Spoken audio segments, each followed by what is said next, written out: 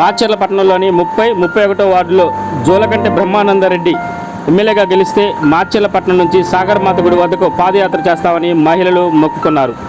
ఈ నేపథ్యంలో ఎమ్మెల్యేగా జోలకంటి బ్రహ్మారెడ్డి భారీ మెజార్టీతో గెలవడంతో మొక్కులు తీర్చుకునేందుకు మహిళలు సాగరమాత దేవాలయానికి పాదయాత్రగా బయలుదేరారు. ఈ కార్యక్రమానికి ముఖ్య అతిథిగా టీడీపీ సీనియర్ నేత కేశవరెడ్డి, లెనిన్ బాబు, శ్రీనివాసరావు పాల్గొన్నారు.